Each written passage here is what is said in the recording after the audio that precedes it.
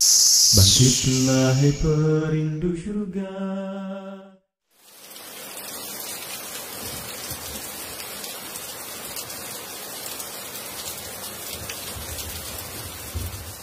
Saya sempat tidak terlalu perhatian dengan masalah virus corona, kecuali yang berkaitan dengan masalah agama, khususnya tentang hadis seputar obatnya, doa dan zikir penangkalnya, serta beberapa tips duniawi untuk menjaganya. Mungkin karena saat itu corona belum hadir di Indonesia. Beritanya masih sekitaran Cina. Isinya tentang perjuangan pemerintah dan tenaga medis melawan corona di sana. Itu tergambar dari foto wajah tenaga medis yang memerah bekas masker dan kacamata. Saya hanya sebatas mengerti betapa beratnya tugas mereka. Saya sempat jengkel saat melihat video warga Iran yang menjilati pagar kuburan dan membaca tulisan tentang rakyat Italia yang dinilai sangat meremehkan. Tapi itu pun hanya sambil lalu karena positif pertama di Indonesia pun belum kedengaran. Tanggal 2 Maret 2020 yang ditakutkan pun terjadi. Pasien corona pertama di Indonesia diumumkan oleh Presiden Jokowi. Inilah takdir Allah yang harus sabar dihadapi. Pandemi corona telah memasuki negeri ini. Jumlah pasiennya bertambah hari demi hari. Gambar-gambar mirip dengan yang di Cina bermunculan di grup sana sini. Ada bekas alat pelindung diri tergurat di pipi. Tenaga medis bicara dengan kertasnya. Kami kerja untuk kalian, mohon kalian tetap di rumah untuk kami. Ada juga yang bunyinya, haus, ingin minum, tapi gak berani. Seorang dokter yang sudah sepuh dalam balutan baju perang seolah berkata, jikapun ajal datang, tidak mengapa. Karena raga yang sudah tua ini memang harus ikut berjuang, tidak hanya bisa berdiam diri. Ikatan Dokter Indonesia menyampaikan bela sungkawa karena 7 orang dokter di garda depan meninggal. 5 dari mereka wafat karena tertular virus ini. Seorang dokter muda hanya berdiri di luar pagar saat menemui keluarganya karena takut membawa virus dari luar. Meskipun foto ini aslinya dari Malaysia. Ternyata APD medis harganya sangat mahal dan sekali pakai saja. Saking krusialnya, para ulama dan ustadz-ustadz yang mumpuni ilmunya sampai mengeluarkan fatwa bolehnya tim medis sholat tanpa wudhu, tanpa tayamum, lantaran pelindung dirinya tidak boleh sembarang dibuka. Tak hanya itu, ada juga fatwa sahnya sholat meskipun ada najis. Karena baju medis ini bukan baju biasa. Sekali dipakai untuk satu shift jaga, berjam-jam tanpa makan, minum, bahkan buang air dengannya menggunakan pampers orang dewasa. Bayangkan lagi jika dokter dan perawat wanitanya adalah ibu atau saudari kita yang sedang mengalami datang bulan. Dan lagi deras-derasnya.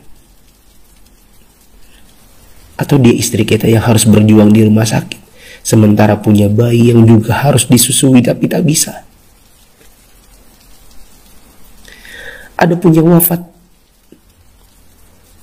mayatnya tidak bisa dimandikan, bahkan tidak ditayamumkan seperti biasa, hanya disolatkan dan dikubur bersama plastik membungkusnya. Melihat dan membaca berkali-kali, saya pun akhirnya bisa memahami dengan hati.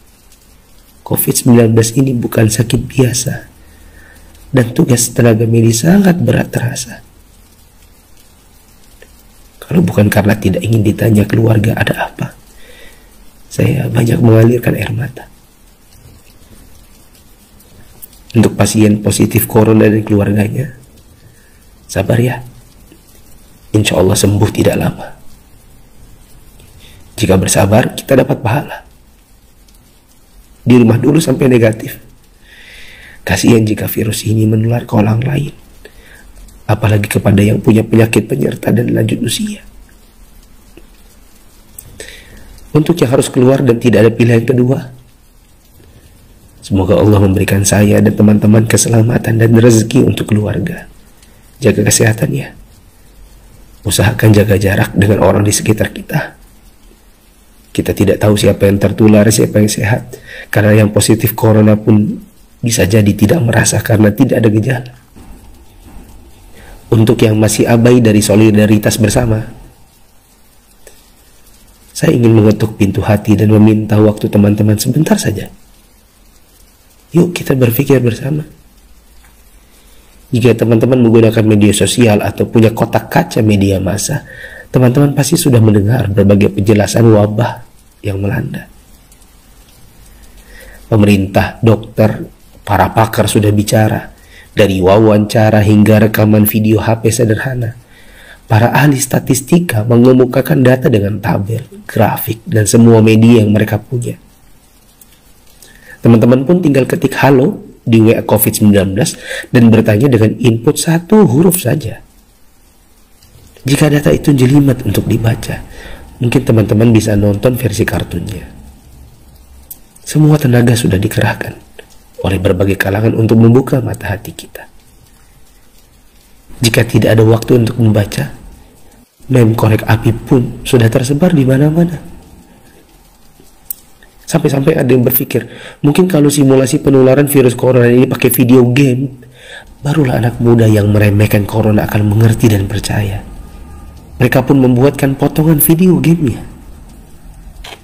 Artinya, jika usaha seperti ini masih belum menyadarkan kita, entah dengan cara apa lagi. Apakah tongkrongan kita butuh ditembaki dengan gas air mata baru kita mau meninggalkannya? Pemerintah tidak minta uang dari kita. Mereka hanya ingin kita mengikuti arahan mereka.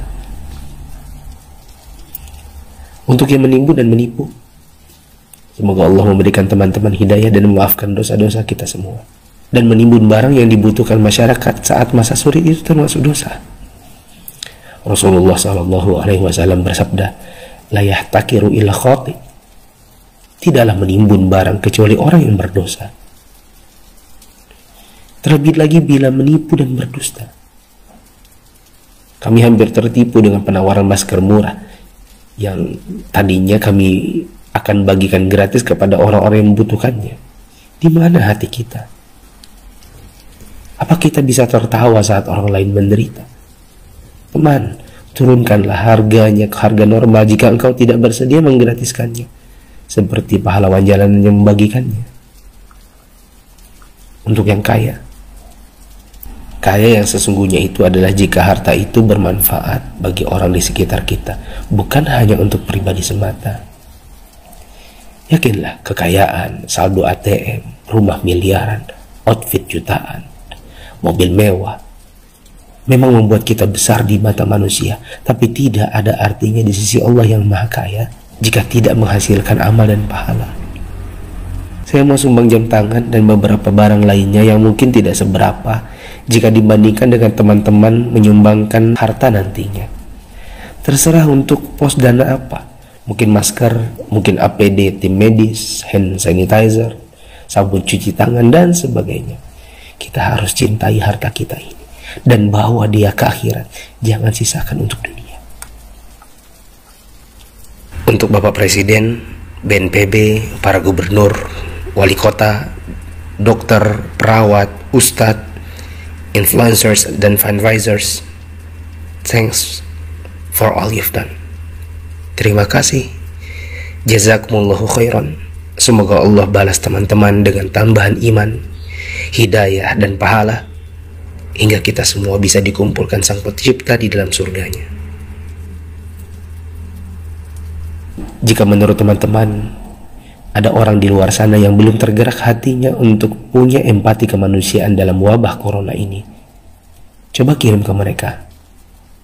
Siapa tahu setelah ini mereka bangkit mengerjakan amal kebajikan dan kita ikut dapat pahalanya.